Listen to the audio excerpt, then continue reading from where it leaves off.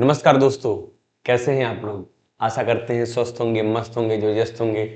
मैं हिमांशु पार्थिव अचीवर्स में आपका स्वागत करता हूं और मैं आपके लिए लेकर आया हूं यूपी पुलिस कांस्टेबल हिंदी की क्लास। जैसा कि हम लोग पिछली क्लास में हर बार पढ़ते आ रहे हैं, हिंदी की कुछ चैप्टर हम लोग पढ़ चुके हैं। कुछ में जैसे हिंदी भाषा का विकास कैसे हुआ, ठीक है, और वर्णमाला की क्लास 3-4 क्लास, 4-5 क्लासें लगभग वर्णमाला की हुई हैं। ठीक है, आपके एग्जाम भी जो है वो लगे हुए हैं, जैसे यूपी पुलिस एसआई का एग्जाम है, लगा हुआ है।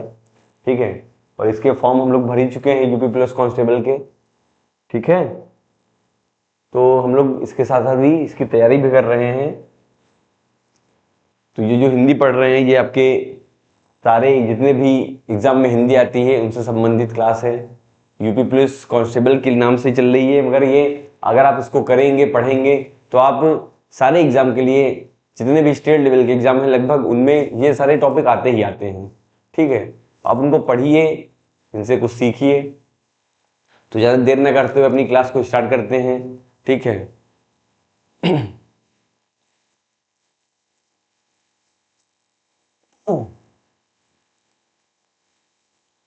आज हम लोग का टॉपिक है कारक। ठीक है, क्या टॉपिक है? कारक।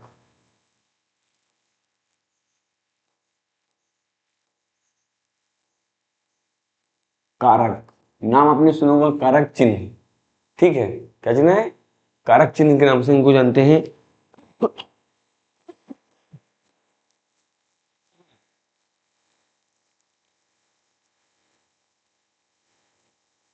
ठीक है, कारक चिन्ह क्या होते हैं? ठीक है, सबसे पहले कारक चिन्ह होते क्या है?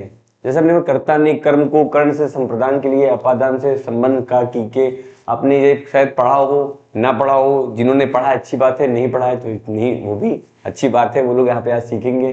बिल्कुल बेसिक्स बेसिक से स्टार्ट करेंगे, एकदम नीचे से स्टार्ट करेंगे, फिर धीरे धीरे इसको हाई करते जाएंगे। ठीक है, तो कारक चिन्ह, सबसे पहले कारक की परिभाषा क्या होती है? ठीक है, कारक में क्या होती है, परिभाषा क्या होती है? तो जो शब्द कर्ता, कर्म और क्रिया, कर्ता, कर्म व क्रिया में संबंध जोड़ते हैं। ठीक है, जो शब्द कर्ता, कर्म और क्रिया में क्या करते हैं, संबंध जोड़ते हैं, वो क्या होते हैं, उन्हें कारक कहते हैं। किसे कहते हैं कारक? जो शब्द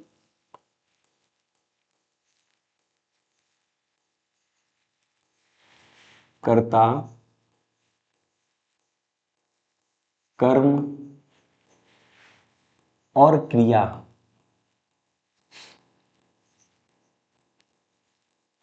में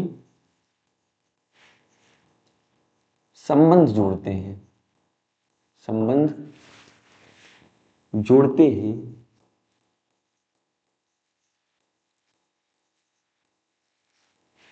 ठीक है, उन्हें कारक कहते हैं। क्या कहते हैं? कारक कहते हैं। ठीक है, जो शब्द कर्ता, कर्म व क्रिया में संबंध जोड़ते हैं उन्हें कारक कहते हैं। ठीक है, संबंध कैसे जोड़ते हैं? संबंध कैसे जोड़ेंगे? जैसे कहा, राम ने रावण को मारा, राम ने रावण को मारा। तो जो ने है, को है, ये क्या कहे, एक दूसरे में क्या करें, संबंध बता रहे हैं कि किसने किसको मारा। अगर ये ने और को ना लगाया जाए, ये ने और को ना लगाया जाए, तो आप इनमें संबंध नहीं बता सकते कि कौन क्या कर रहा है। जैसे कहा, राम ने रावण को मारा, हमने कहा राम रावण मारा, राम रावण मारा। तो अब पता चला है राम रावण मारा क्या होता है? नहीं पता चल रहा है, ना कोई इसमें संबंध पता चल रहा है। तो जो ये कारक चिन्ह होते हैं, ये क्या करते हैं, ये हमारे कर्ता, कर्म व क्रिया में क्या करते हैं, संबंध स्थापित करते हैं। उन्हें क्या कहते हैं? उन्हें हम कारक कहते हैं। ठीक है, इनकी विशेषताएं क्या होती हैं? कारक को विशेषताएं क्या है, मतलब उनको और क्या क्या बोल सकते हैं। ठीक है, इनको हम और क्या क्या बोल सकते हैं? तो कारक को हम लोग विभक्ति,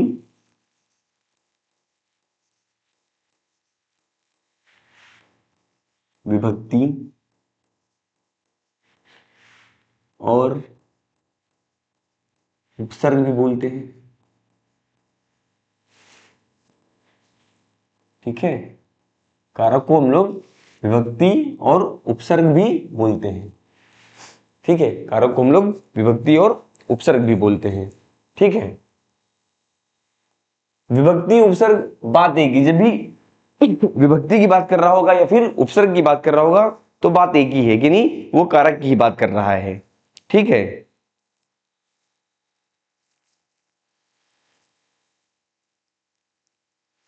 ठीक है। एक वाक्य में 8 कारक हो सकते हैं।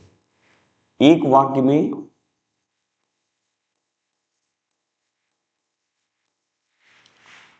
8 कारक हो सकते हैं। 8 कारक हो सकते हैं, मतलब अगर हमने कोई वाक्य लिख लिया, ठीक है, तो उसमें जितने भी कारक चिन्ह हम पढ़ेंगे वो 8 के 8 हो सकते हैं। ठीक है, मगर एक शब्द में सिर्फ एक ही कारक हो सकता है। ठीक है, एक शब्द में एक ही कारक हो सकता है। ठीक है, एक शब्द में क्या होता है, एक ही कारक हो सकता है।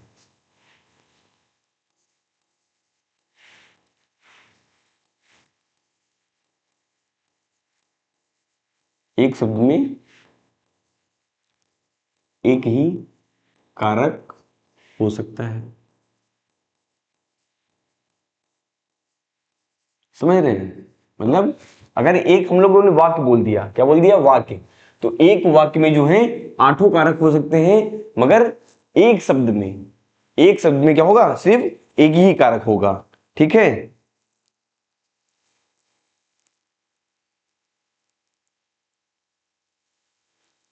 ठीक है। और क्या बोलते सकते हैं, और क्या कह सकते हैं, कारक और जो ये विभक्ति चिन्ह है इनका प्रयोग सदैव संज्ञा और सर्वनाम के बाद करते हैं। कैसे करते हैं, संज्ञा सर्वनाम के बाद करते हैं। तीसरा पॉइंट है हमारा कि कारक विभक्ति, ठीक है, चिन्ह का प्रयोग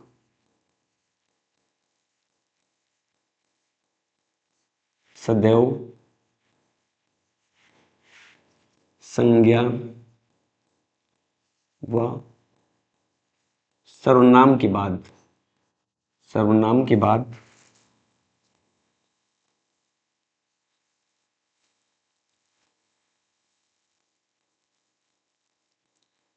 सर्वनाम के बाद करते हैं।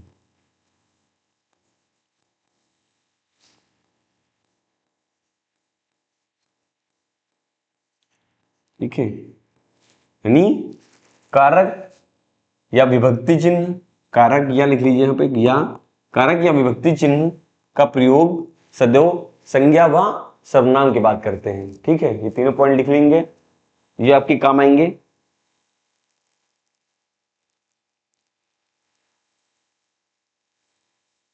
ठीक है,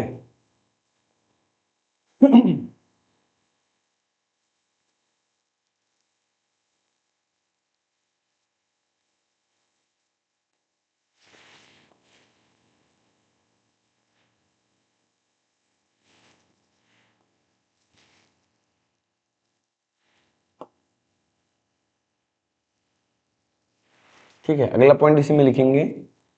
अगला पॉइंट क्या लिखेंगे, बताइए, और क्या हो सकता है कारक चिन्ह में, और क्या चीजें इसमें आ सकती हैं। ठीक है, इसके मुख्य रूप से कितने भेद हैं,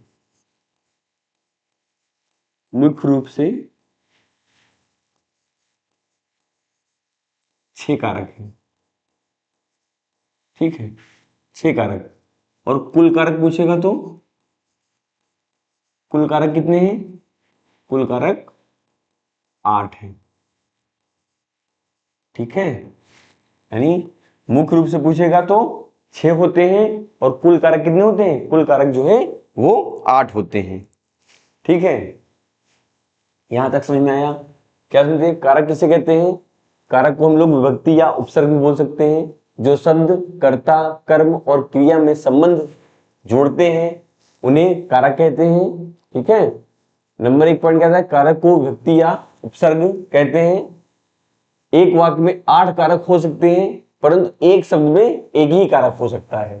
ठीक है, कारक या विभक्ति चिन्ह का प्रयोग सदैव संज्ञा व सर्वनाम के बाद करते हैं।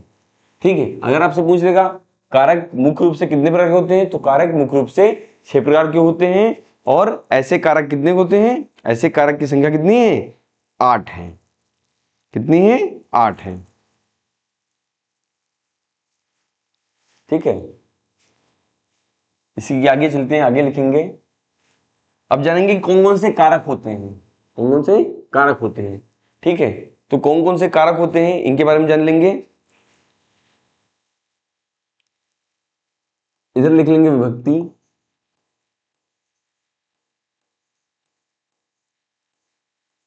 ठीक है, एक तरफ लिखेंगे विभक्ति, दूसरी तरफ लिखेंगे कारक का नाम,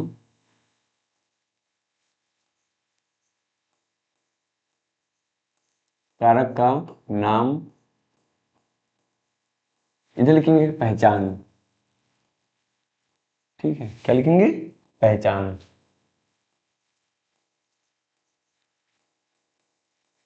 ठीक है, एक तरफ क्या लिखेंगे, पहचान। अब इनको कैसे, कौन सी विभक्ति होती है, इनको पहचानेंगे कैसे, इनके नाम क्या होते हैं। ठीक है, ये भी चीजें जानेंगे। ठीक है, विभक्ति कौन सी विभक्ति है, तो सबसे पहले लिखेंगे प्रथमा विभक्ति। ठीक है, क्या लिखेंगे,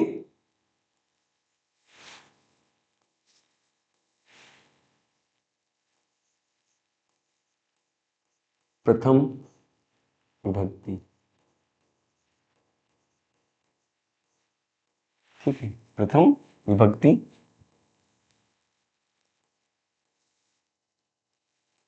ठीक है, प्रथम विभक्ति।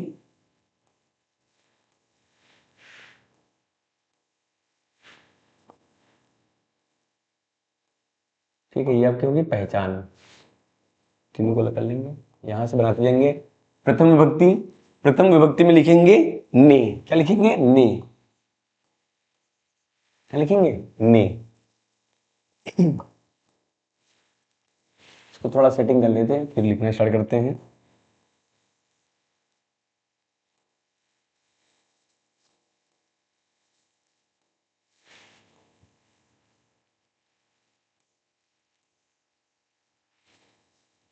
ठीक है, यहां तक दिख रहा है ना सभी को।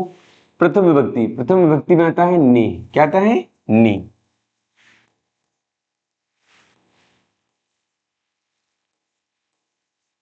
प्रथम विभक्ति में आता है ने। नाम क्या होता है, इसका नाम क्या होता है, ये नाम क्या होता है बताइए। प्रथम विभक्ति में क्या आता है, ने। नाम क्या होता है, कर्ता। कारक का नाम है कर्ता। क्या नाम है, कर्ता। विभक्ति है ने और कारक का नाम है कर्ता। ठीक है, पहचान। अब कहते हैं इसकी पहचान क्या है, क्या है पहचान, क्या है। तो पहचान होती है कार्य को करने वाला, कार्य को करने वाला। ठीक है, जो हमारा कर्ता होता है, प्रथम विभक्ति होती है ने, कर्ता, कारक का नाम है कर्ता, कारक का नाम है कर्ता। और पहचान क्या होती है, पहचान होती है कार्य को करने वाला, कार्य को करने वाला होता है कर्ता होता है। ठीक है, फिर दूसरा आता है द्वितीय विभक्ति। क्या आती है, द्वितीय। कर्ता के बाद आता है को, कर्ता ने। फिर दूसरी विभक्ति में आता है को। क्या आता है, को। कर्ता ने, कारक का नाम है कर्म। क्या नाम है, कर्म। क्या नाम है, कर्म। और पहचान क्या होती है इसकी, पहचान क्या होती है, जिस पर क्रिया का प्रभाव पड़े, जिस पर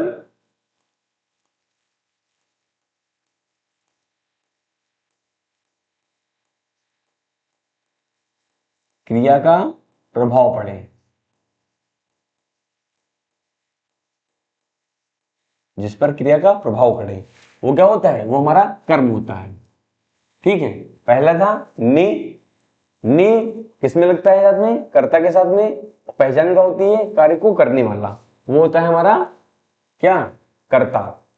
द्वितीय होती है को, विभक्ति को और कारक का नाम है कर्म, और पहचान क्या होती है जिस पर कार्य का प्रभाव पड़े, वो होता है हमारा दूसरा। तीसरा आता है तृतीय, कहते हैं तृतीय विभक्ति। कर्ता ने, याद करेंगे, कर्ता ने कर्म को करण से, किसके साथ लगता है? से, करण के साथ में। करण के साथ में क्या लगता है? करण के साथ में से लगता है, ठीक है, करण के साथ में से लगता है। अब ये से किसके लिए यूज किया जा रहा है इसके बारे में जानना जरूरी है, ठीक है। किसके लिए? तो से हमेशा के द्वारा, किसके लिए? के द्वारा। पहचान क्या होती है? पहचान क्या होती है? साधन। पहचान क्या होती है? जहां पर भी साधन होगा, जैसे राम बस से जाता है, राम बस से जाता है, तो यहां से क्या कर रहा है? से यहां पर साधन का काम कर रहा है। तो राम बस से जाता है, वो क्या है? राम क्या है? वो, तो इसमें जो बस क्या है? बस क्या है? बस वो साधन का काम कर रही है, ठीक है। बस क्या कर रही है? बस हमारी साधन का काम कर रही है, ठीक है। अगली है चतुर्थ विभक्ति। क्या है? चतुर्थ।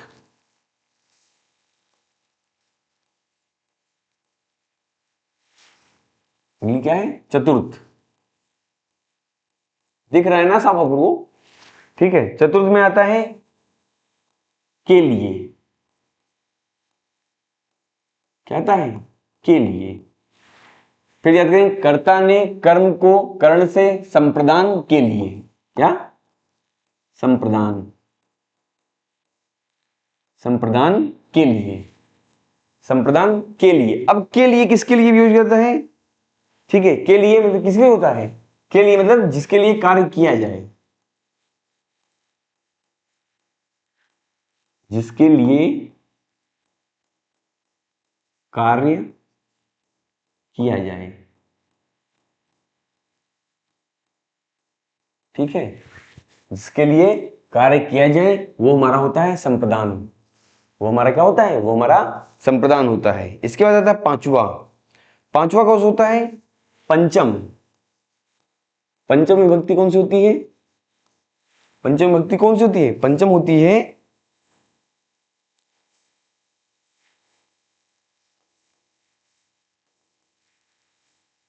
ठीक है, पंचम लिख लेंगे।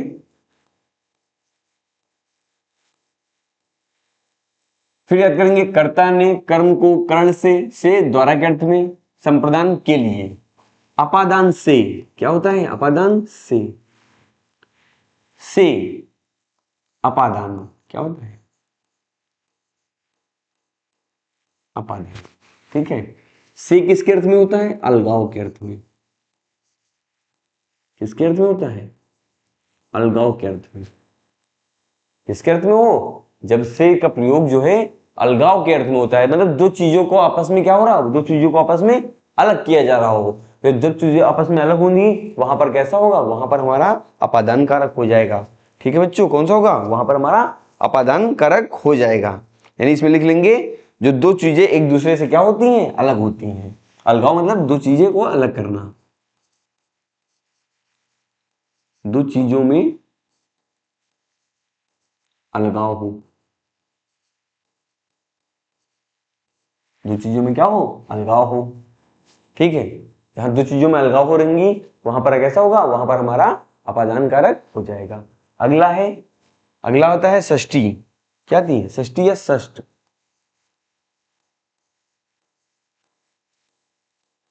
ठीक है। षष्ठी में क्या आएगा? ठीक है, षष्ठी में क्या आएगा? फिर से पढ़ेंगे। कर्ता ने कर्म को करण से संप्रदान के लिए अपादान से संबंध। क्या आता है? संबंध। संबंध मतलब किसी संबंध का होता है का का की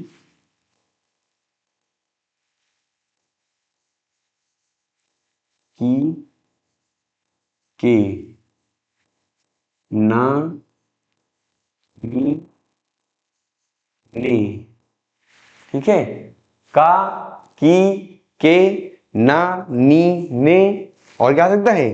रा री रे। क्या आ सकता है? रा री रे।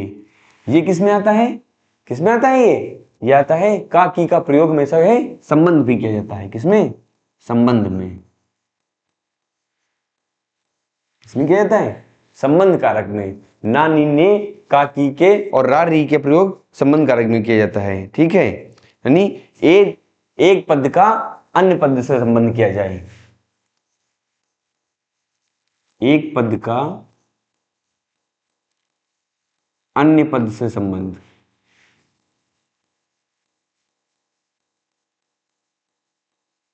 ठीक है, एक पद का अन्य पद से संबंध होता है, वहां पर हमारा क्या होता है, वहां पर हमारा षष्ठी विभक्ति हो जाती है। ये नोट कर लीजिए इतना, आगे फिर बढ़ाते हैं इसके आगे।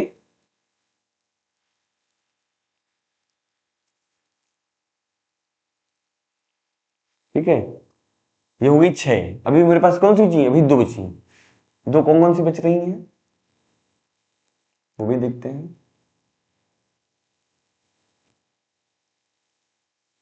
षष्ठी के बाद क्या आता है, सप्तमी, क्या आता है, सप्तमी या सप्तम,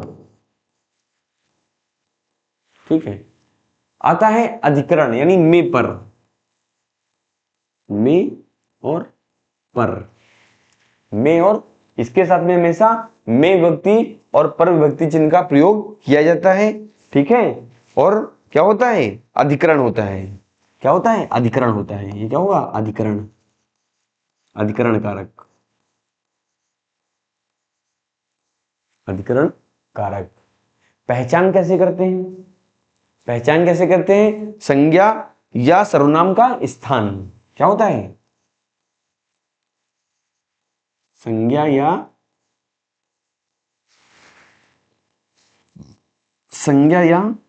सर्वनाम का स्थान,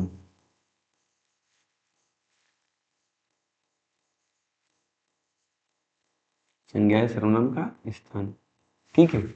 5वां इसका रहता है अष्टमी, क्या आता है, अष्टमी या फिर अष्टम, ठीक है। अष्टम बोल सकते हैं या तो अष्टमी बोल सकते हैं। इसमें क्या आता है, अष्टम में, इसमें आता है हे, ओह, अरे, ठीक है। ये संबंध, ये कब होते हैं, संबोधन, इसको क्या बोलते हैं, संबोधन बोलते हैं, ठीक है। क्या बोलते हैं, संबोधन, क्या बोलते हैं, संबोधन। मतलब क्या हुआ, संबोधन क्या हुआ, जहां पर एक व्यक्ति दूसरे व्यक्ति को या जब कोई किसी को संबोधित करता है, ठीक है, जब कोई किसी को संबोधित करे,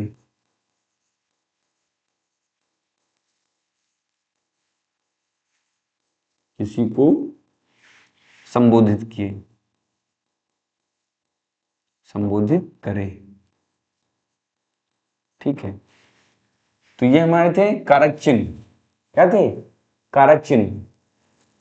ये सारा कारक चिन्ह है। कभी कभी आपसे पेपर में डायरेक्ट पूछ लेता है कि अलगाव किस में होता है, ठीक है। पद अन्य पद कैसे जुड़ते हैं, किस विभक्ति में जुड़ते हैं, किस कारक चिन्ह में जुड़ते हैं, तो उसका नाम बताना पड़ेगा। संज्ञा सर्वनाम का स्थान किससे बदलता है, तो अधिकरण कारक से पता चलता है। ऐसी चीज आपसे पेपर में पूछी जाती है। संबोधन किसमें करता है, तो पूछा जाएगा, ठीक है। अब यहां फिर से समझ लेते हैं, विभक्ति चिन्ह, कारक का नाम, पहचान। प्रथम विभक्ति है ने, कर्ता के साथ में हमेशा क्या लगता है, कर्ता के साथ में हमेशा ने लगता है। और पहचान क्या होता है, कार्य को करने वाला क्या होता है, कर्ता, यानी जो कार्य करेगा वो क्या होता है, कर्ता होता है, ठीक है। वो क्या हुआ, कर्ता हुआ। दूसरा आता है को मतलब कर्म।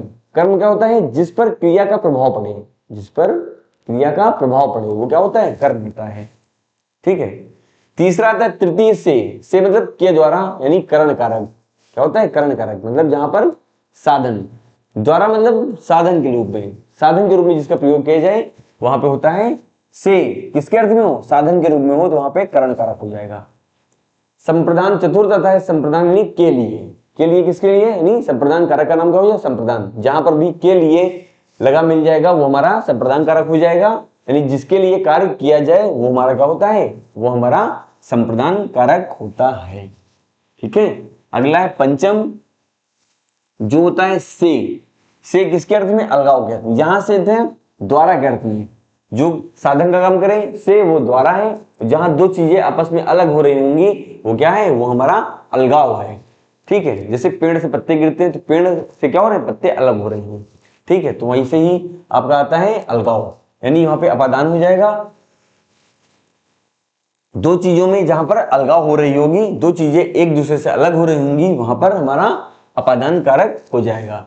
फिर आता है षष्ठी यानी छठी आता है, जिसमें का, की, के, ना, नी, ने, रा, री, रे ऐसे शब्द आते हैं। वहां पर संबंध कारक होता है, और संबंध क्या होता है? एक पद का अन्य पद से क्या होता है? संबंध जो है दर्शाता है, वो हमारा होता है संबंध कारक।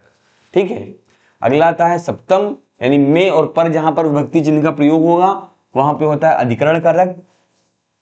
संज्ञा सर्वनाम का स्थान इससे पता चलता है। ठीक है, संज्ञा या सर्वनाम का स्थान बदलता है। ठीक है, जैसे मेज पर बिल्ली बैठी है, मेज पर बिल्ली बैठी है, तो बिल्ली कहाँ है? मेज के ऊपर बैठी है, तो उससे हमें संज्ञा क्या है? बिल्ली है, उससे हमें इसका पता चल रहा है। अगला है अष्टम, हु, हे, उ, अरे, छी ऐसे शब्द जो हमारे मन में स्वतः उत्पन्न होते हैं। ठीक है, जो किसी सुंदर दृश्य को, किसी खराब दृश्य को देखकर जो भी हमारे मन में भाव उत्पन्न हो जाते हैं वो संबोधन का काम करते हैं। ठीक है, जैसे हम लोग देखते हैं ताजमहल तो कहते हैं ओ कितना अच्छा है, जब खराब चीज देखते हैं कहते हैं छी कितना खराब है। तो यही क्या होता है? यहाँ पर संबोधन होता है, जब कोई किसी को संबोधित करे। ठीक है, वहां पर क्या होता है? वहां पर हमारा अष्टम यानी असंबोधन कारक हो जाता है। ठीक है, नोट कर लीजिए इतना।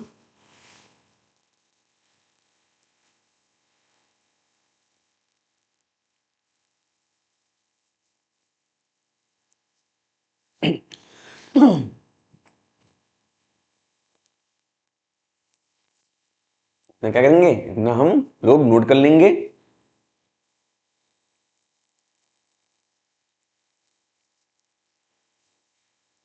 ठीक है, इसी के साथ आगे बढ़ते हुए सबसे पहले हमने कारक कौन सा पढ़ा? सबसे पहला कारक हम लोगों ने पढ़ा कर्ता। क्या पढ़ा? कर्ता कारक। ठीक है, कर्ता कारक क्या होता है? अभी आपको बताया, कर्ता के साथ में हमेशा नि क्या होता है? ने कारक चिन्ह का प्रयोग किया जाता है। ठीक है, ने कारक चिन्ह का प्रयोग किया जाता है। ठीक है, ये तो हो गया इसकी पहचान। ठीक है, अगर आपसे परिभाषा में पूछ सकता है कि ऐसा कौन सा कारक है जिसमें ने कारक चिन्ह का प्रयोग किया जाता है, वो है कर्ता कारक। जैसे जहां हिंदी वाक्य में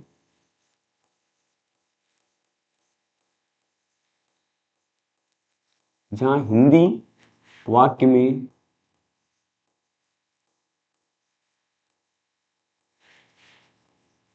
प्रत्यक्ष, प्रत्यक्ष मतलब क्या होता है? जो दिखे प्रत्यक्ष या अप्रत्यक्ष, प्रत्यक्ष या अप्रत्यक्ष रूप से निविभक्ति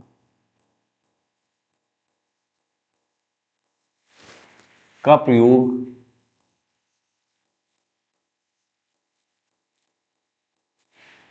होता है,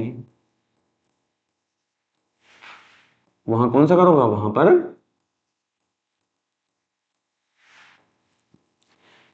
कर्ता कारक होगा, कर्ता कारक होगा।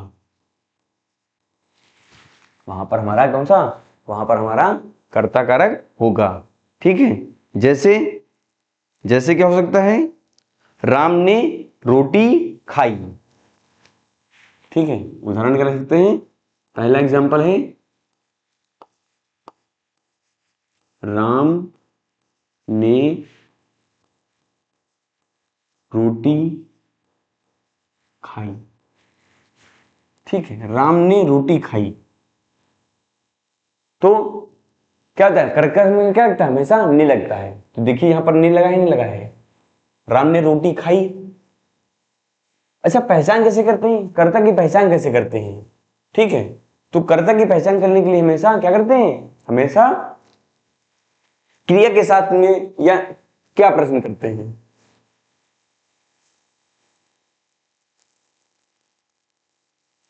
सॉरी, ठीक है। क्या प्रश्न,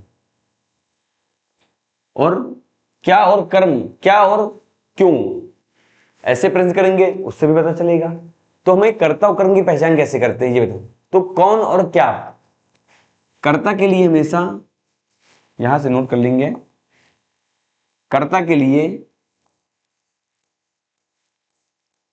कौन, और जब कर्म की बात आती है तो क्या, ये दो चीजें हमेशा प्रयोग करते हैं जिनसे हमें कर्ता कर्म का क्या होता है, हमारा निर्धारण किया जाता है। कर्ता के लिए क्या और कर्म के लिए, कर्ता के लिए कौन और कर्म के लिए क्या। कौन रोटी खाया या कौन रोटी खाई, ठीक है।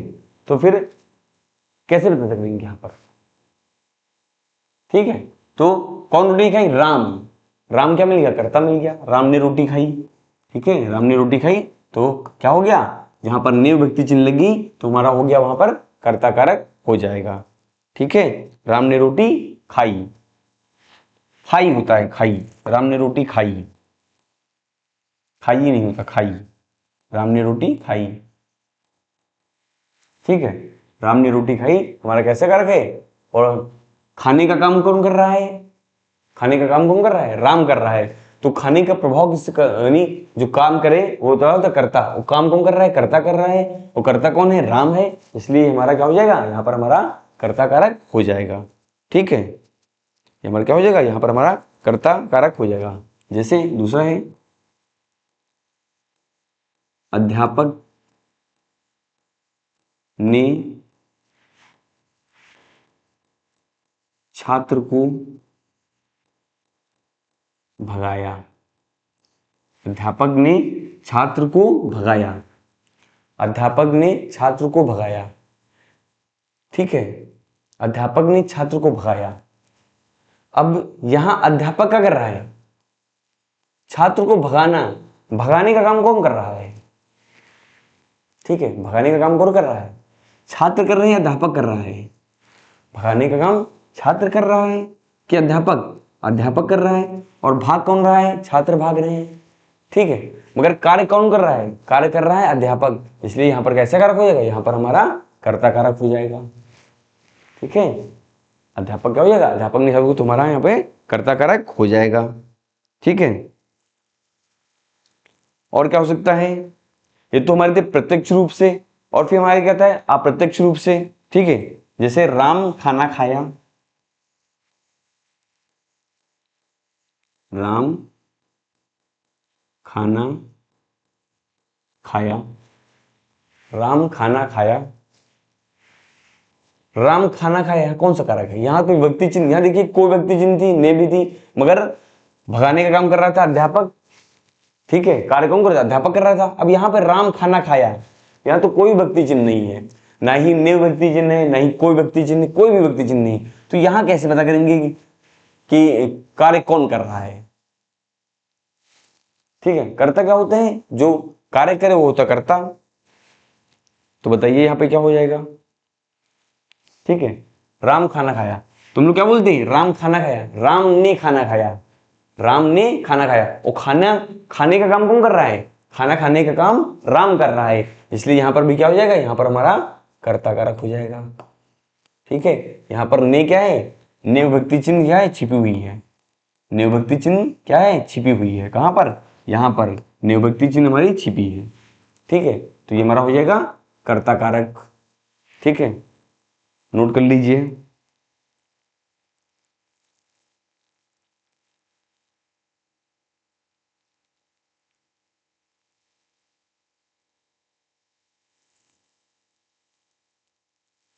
ठीक है। और क्या हो सकता है,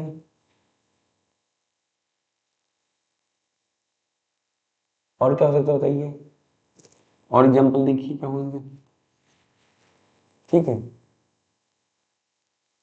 बताइए, रमेश ने दूध पिया, रमेश ने दूध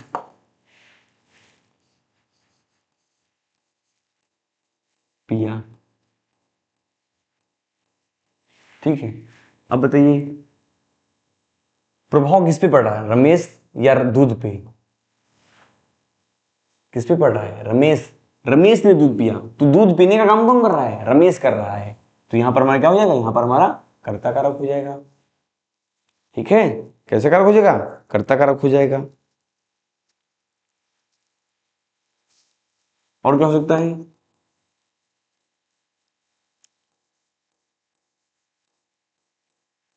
राम ने अखबार पढ़ा। राम ने अखबार पढ़ा। अब बताइए क्या होगा? राम ने अखबार पढ़ा, तो राम ने अखबार पढ़ा। अखबार पढ़ने का काम कौन कर रहा है? राम कर रहा है। कौन कर रहा है? राम कर रहा है। तो यहां पर भी हमारा कैसा कारक हो जाएगा? यहां पर हमारा कर्ता कारक हो जाएगा। ठीक है, और एग्जाम्पल ले सकते हैं? बताइए और कौन सा एग्जाम्पल हो सकता है, बताइए।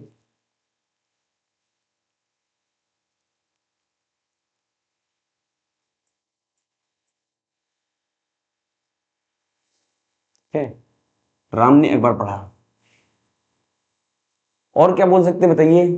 एक कोई एग्जाम्पल दीजिए अच्छा सा कमेंट में, जो हो कर्ता कारक से संबंधित।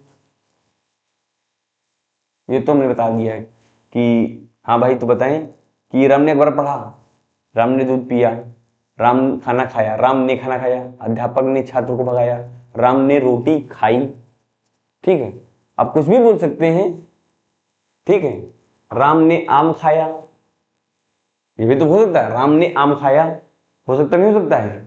ठीक है,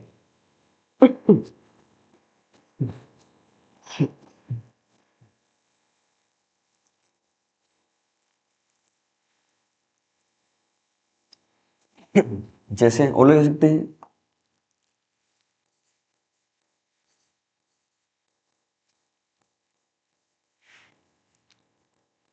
सोहन ने पत्र लिखा, ये भी हो सकता नहीं हो सकता है? सोहन ने पत्र लिखा, ये भी हमारा कर्ता कारक हो सकता है। ठीक है, अब लिखने का काम, लिखने का काम कौन कर रहा है? लिखने का काम सोहन कर रहा है। ठीक है, तो हमारा क्या हो जाएगा? यहां पर हमारा क्या हो जाएगा? कर्ता कारक हो जाएगा, क्योंकि जो लिखने का काम है वो काम कौन कर रहा है? सोहन कर रहा है। और कर्ता कौन होता है? जिस जो काम करे, जो कार्य करे, जो क्रिया करे, वो क्या होता है? वो हमारा कर्ता होता है। ठीक है, तो आज की क्लास यहीं तक रखते हैं। ठीक है, एक बार फिर से देख लेते हैं हम लोगों ने क्या क्या पढ़ा आज की क्लास में। कारक होते क्या हैं? कारक की कर्ता कर्म और क्रिया की जो संबंध स्थापित करते हैं कारक होते हैं। विभक्ति या उपसर्ग भी इसको बोलते हैं। 8 कारक होते हैं, मुख्य रूप से 6 हैं, वैसे 8 होते हैं। एक वाक्य में अधिकतम 8 कारक का प्रयोग कर सकते हैं। एक शब्द में एक ही कारक का प्रयोग सकते हैं। कारक या विभक्ति चिन्ह का प्रयोग सदैव संज्ञा सर्वनाम के बाद किया जाता है। कभी भी संज्ञा सर्वनाम के पहले जो है कारक चिन्ह का प्रयोग नहीं किया जाएगा। ठीक है, जैसे आगे बताते हैं भी कैसे, ये बताएंगे। इसके बाद हम लोगों ने देखी विभक्ति चिन्ह पढ़ी कि कौन कौन सी विभक्ति चिन्ह है। ठीक है, और फिर हमने कर्ता कारक पढ़ा। कर्ता कारक में जहां हिंदी में प्रत्यक्ष या अप्रत्यक्ष रूप से क्या हो? कारक ने कारक चिन्ह का प्रयोग होता है। ठीक है, विभक्ति ने कारक चिन्ह का प्रयोग होता है, वहां पर कर्ता कारक होता है। जैसे राम ने रोटी खाई, अध्यापक ने छात्र को भगाया। कौन भगा रहा है? अध्यापक। कौन भगा रहा है? अध्यापक भगा रहा है। तो अध्यापक क्या हो गया? यहाँ पर कर्ता हो गया। राम खाना खाया, राम ने खाना खाया। ठीक है, रमेश ने दूध पिया, तो दूध पीने का काम कौन कर रहा है? रमेश कर रहा है। राम ने अखबार पढ़ा, अखबार पढ़ने का कार्य कौन कर रहा है? राम कर रहा है। सोहन ने पत्र लिखा, तो यहाँ पे ये क्या हो गया हमारा? ये हो गया। ठीक है, अब ये होता है कि एक चीज बताना भूल गए थे इसको, जैसे कि विभक्ति चिन्ह कैसे कैसे आती हैं। ठीक है, जैसे राम ने रावण को मारा, राम ने रावण को मारा। ठीक है, तो ये क्या हो गया? कर्ता। ये क्या हो गया? विभक्ति चिन्ह। ये क्या हो गया? कर्ता हो गया। ये क्या हो गया? विभक्ति चिन्ह हो गई। ये क्या हो गया? ये हमारा क्रिया हो गई। ठीक है, इतनी बात समझ में आई? तो यही हमारे कर्ता विभक्ति चिन्ह, कर्ता विभक्ति चिन्ह, ये सब चीजें होती हैं। ठीक है, यहाँ पे ये कर्म हो जाएगा, इसको कर्म कर लीजिए, ये क्या हो जाएगा, ये हमारा कर्म हो जाएगा। हमारा कर्म हो जाएगा। ठीक है, राम ने तो कर्ता हो गया, रावण को मारा, व्यक्ति चिन्ह ये हो गई। अब ये कौन सा कारक है, इसकी पहचान आप बताएंगे कमेंट बॉक्स में। राम ने रावण को मारा, राम ने रावण को मारा कैसा कारक है, कर्ता कारक है या कर्म कारक है? ठीक है, इसका जवाब आप लोग कमेंट बॉक्स में दीजिएगा।